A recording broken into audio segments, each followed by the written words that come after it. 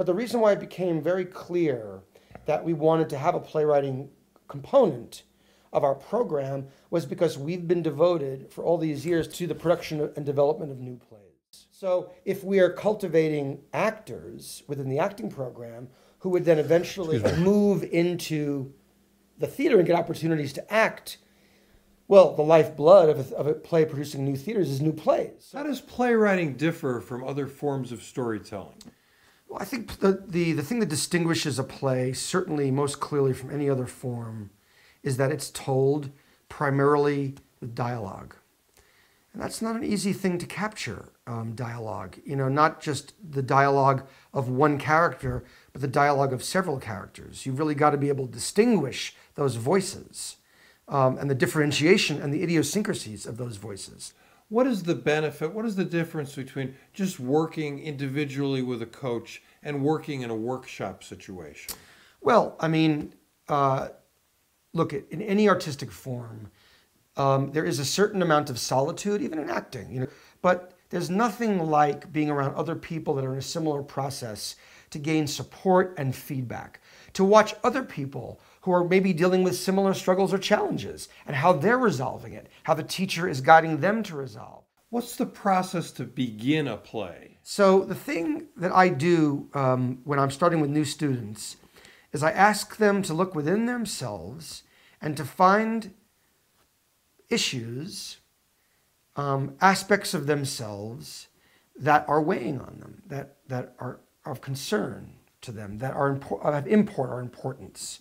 Because I feel like writing a play for any other reason, it's such a long process. It's not going to hold you. You're not going to be compelled to carry this journey forward unless you really care about what you're writing. Every play in it has what we refer to as an emotional event, something that is driving the play forward, the reason why the playwright wrote the play.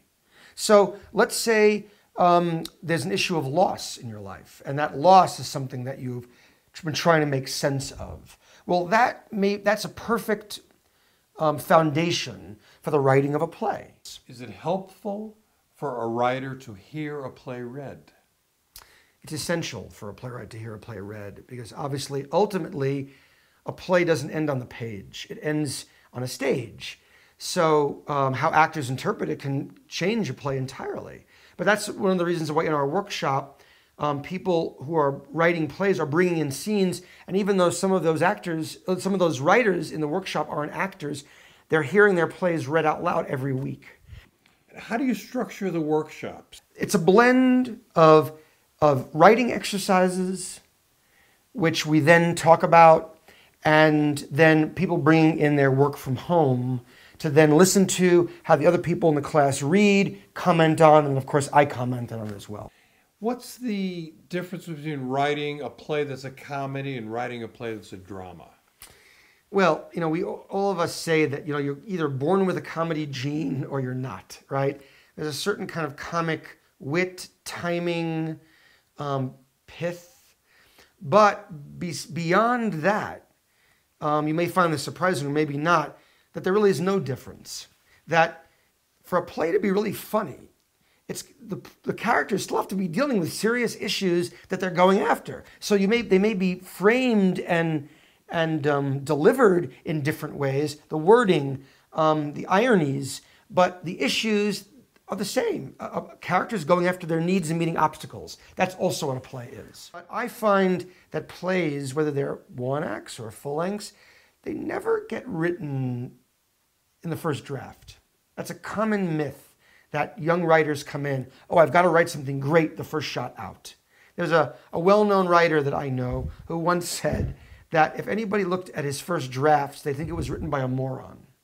Now, I think there's some exaggeration there, but the point is well taken that a play is written in drafts. To me, a play is like an archaeological dig. It's like you're going to the first layer, and then you're going deeper, deeper, deeper, which is why it reveals itself after time.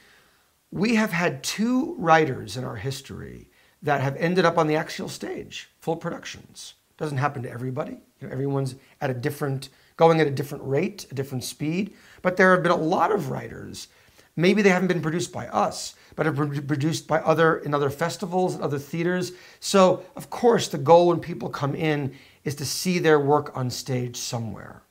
How do you deal with giving new writers criticism in a way that won't discourage them?